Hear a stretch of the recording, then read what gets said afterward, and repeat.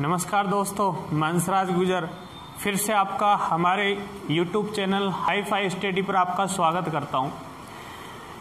अपन ने जो पिछला वीडियो पढ़ा था वो प्रकाश का परावर्तन वाला पढ़ा था। प्रकाश का परावर्तन और उस पे नियम पढ़ा था। दोस्तों, ये रीट का टॉपिक मत समझना, ये सभी कंपटीशन वाले एग्जाम में जनरल साइंस आती है, उसमें हर कंपटीशन में एग्जाम में क्वेश्चन बैठते हैं। यहाँ से आज वाला जो टॉपिक चलेगा वो अपना समतल दर्पण चलेगा, लेकिन उससे पहले मैंने एक क्वेश्चन दिया था आपको करने के लिए और उसके आंसर के लिए बोला था, तो कमेंट्स बॉक्स में काफ़ी के आंसर भी आए थे, किसी के सही भी आ रहे थे, किसी के रॉन्ग भी आ रहे थे। तो चलो सबसे पहले अपन वो क्वेश्चन सोल्व करते हैं। तो क्वेश्चन क्या था कि अपने पास कोई भी जल सतह थी, उस जल सतह के साथ में प्रकाश की जो किरण है वो कितने डिग्री कोण पर आपतित हो रही है? 30 डिग्री कोण पर। कितने पे आपतित हो रही है? 30 डिग्री कोण पर। तो आपसे पूछा गया था परावर्तन कोण कितना होगा। तो देखो ये अपना क्या होता है, अभिलंब। अब काफी के आंसर आ रहे थे 30 डिग्री, लेकिन क्वेश्चन को अच्छी तरह से समझो कि जल की सतह के साथ, तो जल की सतह ये है, इसके साथ में बनाया गया कोण ये वाला 30 डिग्री आपको दिया गया है। लेकिन आपतन कोण क्या होता है बच्चों? अभिलंब के साथ में बनाया गया कोण। किसके साथ में? अभिलंब। तो ये वाला कोण कितना होगा? टोटल कोण कितना होता है? ये 90 डिग्री। तो ये कितना हो जाएगा? 60। तो आपतन कोण कितना हो गया? 60। तो परावर्तन कोण भी कितना हो जाएगा? 60 डिग्री। तो आंसर कितना आएगा अपना? 60 डिग्री। ठीक है दोस्तों, आप जो टॉपिक अपना वो आएगा समतल दर्पण वाला। इस समतल दर्पण से एग्जाम में क्वेश्चन, रीट में तो हमेशा एक क्वेश्चन आता है, बाकी कंपटीशन में भी क्वेश्चन यहाँ से बैठते हैं। तो समतल दर्पण की बात करते हैं अपन। समतल दर्पण होता क्या है? पहले बात तो समतल दर्पण का मतलब अपने पास कोई भी कांच प्लेट है समतल, अगर उसको एक ओर से अपन क्या कर दे, पॉलिश कर दे, तो वो क्या बन जाता अपना? समतल दर्पण। लेकिन एग्जाम में समतल दर्पण की डेफिनेशन से क्वेश्चन नहीं आएंगे अपने क्वेश्चन आते हैं कि समतल दर्पण से जो प्रतिबिंब बनते हैं उन प्रतिबिंबों की विशेषता से। तो देखो प्रतिबिंबों की विशेषता क्या है? प्रतिबिंबों की विशेषताएं। सबसे पहले बात करें अपन कि प्रतिबिंब सीधे बनते हैं या उल्टे। भाई सब रोज सुबह अपन देखते हैं, समतल दर्पण में देखते हैं चेहरा, तो कैसा बनता है प्रतिबिंब? सीधा बनता है या उल्टा? प्रतिबिंब हमेशा कैसा बनता है? सीधा बनता है। कैसा बनता है? सीधा। लेकिन बाएं का दायां और दाएं का क्या दिखाई देता है? बायां। उसको अपन बोलते हैं पार्श्व परिवर्तन। क्या बोलते हैं? पार्श्व परिवर्तन। इसका मतलब प्रतिबिंब कैसे बनेंगे? हमेशा समतल से सीधे, और केवल उसमें क्या होगा? पार्श्व परिवर्तन, यानी कि बाएं का दायां दिखाई देगा और दाएं का बायां दिखाई देगा। सेकंड, अपने पास दो तरीके के प्रतिबिंब होते हैं, एक तो आभासी और एक कौन सा होता है? वास्तविक। तो कौन सा प्रतिबिंब बनता है? सबसे पहले तो ये देखो कि आभासी और वास्तविक होता है क्या है? आभासी का मतलब आभास, वास्तविक का मतलब वास्तव में दिखाई देता है वो नहीं, ऐसा नहीं है। आज देखो आभासी का मतलब क्या और वास्तविक का मतलब क्या होता है। वास्तविक का मतलब होता है कि ऐसे प्रतिबिंब जिनको अपन पर्दे पर प्राप्त कर सके। जैसे अपन थिएटर में मूवी देखते हैं तो वहां पे जो अपन को जितने मूवी के चित्र दिखाई देते हैं वो सारे कौन से प्रतिबिंब होते हैं? वास्तविक प्रतिबिंब। क्यों? क्योंकि उसको आप किस पे देख रहे हो? पर्दे पर। आभासी प्रतिबिंब कौन से होंगे? जिनको अपन पर्दे पर प्राप्त नहीं कर सकते। जैसे अपना कांच होता है, उस कांच को अपने सामने रखना साइड में, क्या अपनी फोटो पर्दे पर आएगी? नहीं आएगी कभी भी। इसका मतलब क्या हो गया? सिंपल सा, कि जो समतल दर्पण होता है उससे कैसे प्रतिबिंब बनेंगे? हमेशा आभासी प्रतिबिंब। तो एक क्वेश्चन तो ये आ जाता है कि समतल दर्पण में से या समतल दर्पण से कैसा प्रतिबिंब प्राप्त होता है। तो आपको ऑप्शन में दिए होंगे आभासी सीधा, आभासी उल्टा, वास्तविक सीधा, वास्तविक उल्टा। तो आपको हमेशा क्या ध्यान रखना है? कैसा प्रतिबिंब बनता है? आभासी, और कैसा बनता है? सीधा। तो ये जोड़ा जिसमें बैठा हो वो आपका आंसर सही होगा। तीसरा अपने पास क्या है विशेषता कि अपन प्रतिबिंब से जितनी दूरी पर खड़े होते हैं, जैसे मान लो अपने पास दर्पण अपने पास कितनी दूरी पर है, 2 मीटर की दूरी पर। जैसे ये मेरी वस्तु हो गई एक तरह से, मैं मान लेता हूं यह बिंब हो गया, तो मान लो ये 2 मीटर की दूरी पर स्थित है, तो आपका प्रतिबिंब भी कितनी दूरी पर बनेगा, 2 मीटर की दूरी पर ही बनेगा। इसका मतलब सिंपल सी बात होगी, जितनी दूरी पर स्थित है वस्तु उसका प्रतिबिंब उतनी ही दूरी पर दर्पण के अंदर बनेगा। किधर बनेगा, दर्पण के अंदर। चौथा, ये बहुत इंपॉर्टेंट है, और ये जो एलडीसी के पेपर हुए थे जस्ट थोड़े दिन पहले, उसमें भी ये क्वेश्चन आया था कि अपने पास ये कोई भी वस्तु है, ठीक है, इस वस्तु का अपन को पूरा प्रतिबिंब प्राप्त करना है। तो इस पूरा प्रतिबिंब प्राप्त करने के लिए जो अपना दर्पण होता है, उस समतल दर्पण की लंबाई कितनी होनी चाहिए। तो अगर पूरा प्राप्त करना आपको, तो इस दर्पण की जो लंबाई होनी चाहिए वो कम से कम कितनी हो, ज्यादा से कोई मतलब नहीं है, कम से कम कितनी होनी चाहिए, जो अपनी ये वस्तु है जिसका आप प्रतिबिंब देखना चाहते हो उसकी कितनी होनी चाहिए, आधी। तो आपका प्रतिबिंब क्या बनेगा, हमेशा पूरा दिखाई देगा। अगर दर्पण की लंबाई इस वस्तु की लंबाई से आधी से कम है तो प्रतिबिंब कभी भी आपको पूरा दिखाई नहीं देगा। या आप ट्राई भी कर सकते हो घर पे, चाहे आप पास चले जाना चाहे दूर चले जाना, आपका पूरा प्रतिबिंब नहीं बनेगा। कम से कम क्या होनी चाहिए, आधी अगर लंबाई है तो आपका पूरा प्रतिबिंब बनेगा, फिर चाहे आप दूर चले जाओ चाहे पास आ जाओ। इसका मतलब प्रतिबिंब पूरा प्राप्त करने के लिए जो दर्पण की लंबाई है वो कितनी होनी चाहिए बच्चों, वस्तु की आधी। अब क्वेश्चन आया था एलडीसी में कि किसी वस्तु की लंबाई 3 मीटर है, कितनी मीटर दे रखी थी आपको, 3 मीटर, और पूछा गया था कि इस वस्तु का संपूर्ण प्रतिबिंब प्राप्त करने के लिए दर्पण की लंबाई कितनी होगी। तो उसमें ऑप्शन था 1.5 मीटर। कितना ऑप्शन आ जाएगा, 1.5 मीटर। तो ऐसा क्वेश्चन पूछा जाता हमेशा, या डायरेक्ट पूछ लेता है लैंग्वेज में कि दर्पण की लंबाई कितनी होनी चाहिए, तो कितनी होनी चाहिए, कम से कम वस्तु की आधी होनी चाहिए। पांचवा, तो पांचवी विशेषता क्या अपने प्रतिबिंबों की, कि जो भी प्रतिबिंब बनेंगे, तो जैसे अपने पास मान लो ये दर्पण है, ठीक है, इस दर्पण की ओर अपन v चाल से चल रहे हैं। जैसे मान लो 5 मीटर प्रति सेकंड हो सकती है, 20 मीटर प्रति सेकंड हो सकती है। तो जो अपना प्रतिबिंब आ रहा होगा इसमें दिखाई देगा प्रतिबिंब, तो प्रतिबिंब क्या होता है, बाहर आता हुआ नजर आएगा। तो उस प्रतिबिंब की जो चाल होगी वो अपनी जो वस्तु उसकी तरफ चल रही है उसकी चाल से क्या होगी, 2 गुना होगी। ये क्वेश्चन पटवार में आया हुआ है कि चाल कितनी होती है हमेशा प्रतिबिंब की, प्रतिबिंब की चाल होती है जो अपने पास वस्तु है उस वस्तु या बिंब की चाल की 2 गुना।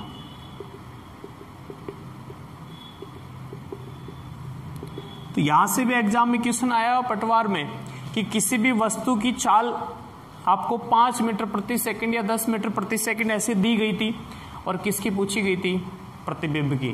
तो आंसर उसका क्या हो जाएगा, हमेशा डबल हो जाएगा। तो ये हो गया अपने पास 5। छठी विशेषता क्या है कि मान लो अपने पास ये दर्पण है, ठीक है, अगर इस दर्पण को मैं थीटा कोण पर घुमा दूं, जैसे मान ले 2 डिग्री पे घुमा दो, 3 डिग्री पे घुमा दो, 10 डिग्री पे घुमा दो, तो यहां से जो प्रतिबिंब बनेगा या अपने पास परावर्तित होने वाली प्रकाश किरणें आ रही है वो कितने कोण से घूम जाएंगी, उसके डबल से। जैसे मान लो आपने दर्पण को कितने कोण पर घुमा दिया, थीटा कोण पर,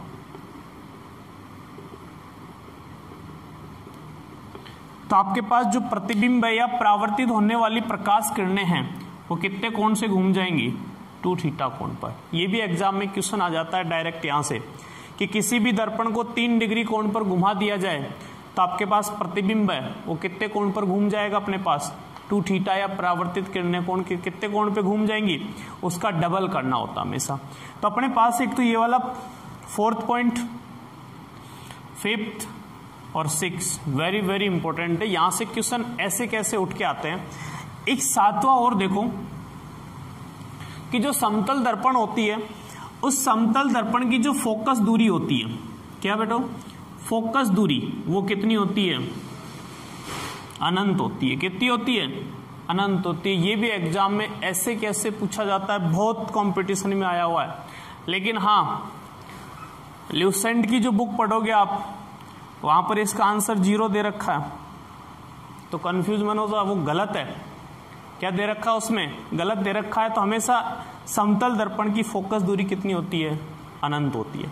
तो ये अपने पास 6 विशेषताएं हो गई समतल दर्पण से प्राप्त प्रतिबिंबों की।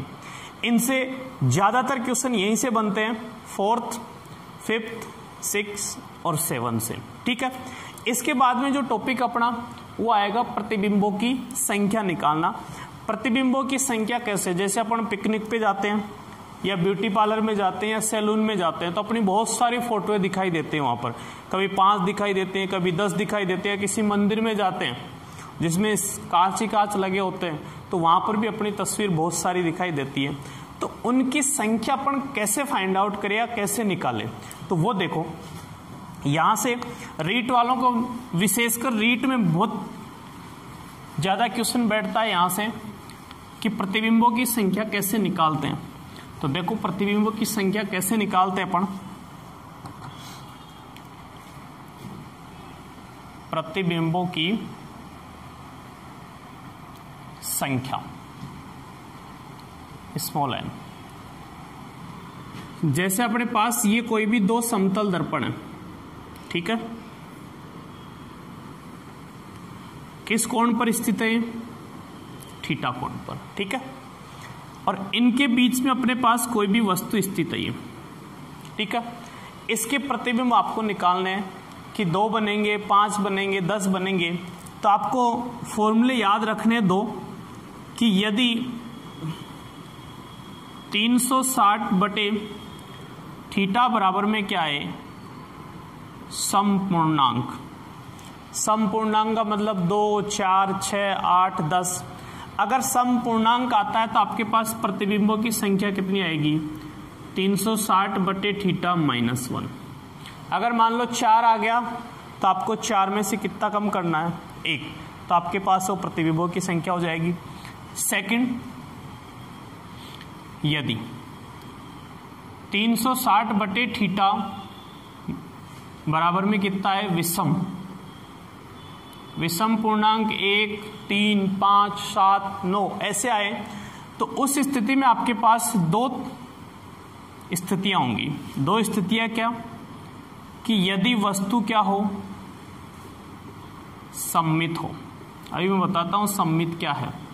तो इस स्थिति में n बराबर में कितना आ जाएगा, 360 बटे थीटा माइनस 1।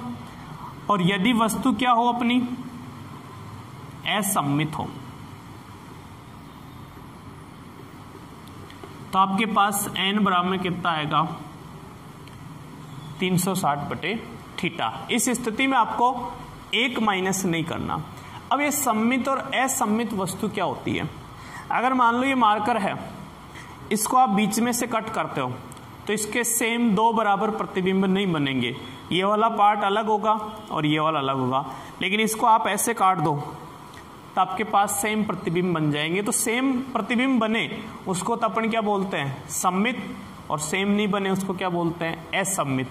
लेकिन क्वेश्चन में आपको सममित और असममित कुछ नहीं बोला जाता। अगर बोल दे तो बहुत बढ़िया बात है, लेकिन वस्तु के बारे में कुछ भी ना बोला जाए तो आपको हमेशा क्या मानना है, उसको सम्मित मानना है। क्या मानना है, सम्मित मानना है। तो आपको 2 सूत्र याद रखने, एक तो ये वाला और एक ये वाला, ठीक है। अब इस पे अपन न्यूमेरिकल करते हैं, किस टाइप के आते हैं देखो।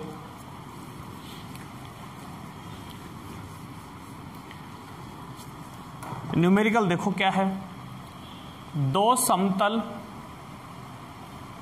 दर्पण एक दूसरे के लंबवत स्थित हैं, तो इनके मध्य स्थित वस्तु के प्रतिबिंब कितने बनेंगे। ठीक है, ये क्वेश्चन आपके पास कि दो समतल दर्पण है, वो एक दूसरे से लंबवत स्थित है, तो इनके मध्य स्थित वस्तु के प्रतिबिंब कितने बनेंगे। लंबवत का मतलब आपको कोण कितना दे दिया, 90 डिग्री। कितना दे दिया, 90 डिग्री। तो देखो थीटा आपको दे दिया 90। सबसे पहले आपको क्या करना है, 360 में किसका भाग देना है, 90 का। ठीक है, तो ये कितना आएगा, 4। 4 सम या विषम पूर्णांक है, सम पूर्णांक। कौन सा है, सम पूर्णांक। और सम पूर्णांक में हमेशा क्या करना होता है, एक को माइनस करना होता है। तो प्रतिबिंबों की संख्या कितनी होगी, 4 - 1 बराबर में 3। कितनी हो गई, 4 - 1 बराबर में 3। अब देखो सेकंड क्वेश्चन इसी तरीके से आपको लंबवत ना देके आपको कितना दे दिया,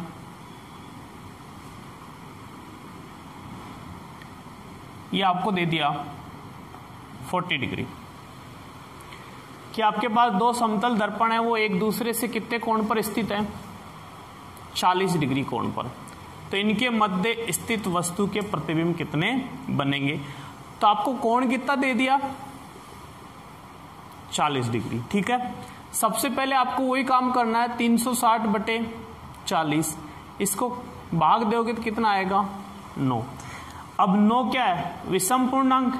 अब विषम पूर्णांक में आपको दो चीज देखनी होती है, कौन सी, कि वस्तु सममित है या असममित।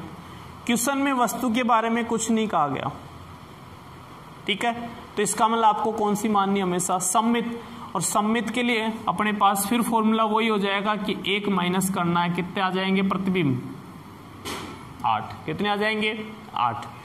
अब एग्जाम में क्वेश्चन आता है कि अनंत प्रतिबिंब प्राप्त करने के लिए दर्पणों के मध्य कोण कितने डिग्री का होगा। ये क्वेश्चन सीधा पूछा जाता है कि अपन को कोई भी वस्तु है, उस वस्तु के अनंत प्रतिबिंब अगर आपको प्राप्त करने हो तो आपको दर्पण कितने कोण पे रखना चाहिए। तो कितने कोण पे रखना चाहिए भाई, अनंत कब आएगा भाई, किसी भी संख्या में अगर आप 0 का भाग दे देते हो तो क्या आता, हमेशा अनंत आता है। इसका मतलब 360 में 0 का भाग दोगे तो आप अनंत आ जाएगा। इसका मतलब दोनों बीच का कोण कितना होगा, 0 डिग्री। इसका मतलब एक दूसरे के समांतर। कैसे रखे होंगे वो, एक दूसरे के समांतर। और उस स्थिति में अपने पास कोण कितना माना जाता है, 0 डिग्री। तो इसका मतलब अनंत प्रतिबिंब प्राप्त करने के लिए आपको कितना कोण होना चाहिए दर्पणों के मध्य, 0 डिग्री कोण। ठीक है, तो ऐसे आपको प्रतिबिंबों की संख्या निकालनी है, जो एग्जाम में काफी बार पूछा जाता है। लेकिन मैं आपको एक क्वेश्चन देता हूं करने के लिए, और उसके आंसर आप कमेंट्स बॉक्स में जरूर लिखिए, ताकि मुझे पता चले कि आप पढ़ रहे हो कि नहीं पढ़ रहे हो। क्वेश्चन क्या है कि दो समतल दर्पण एक दूसरे से 50 डिग्री कोण पर स्थित है। ठीक है, कितने डिग्री कोण पर स्थित है, 50 डिग्री कोण पर।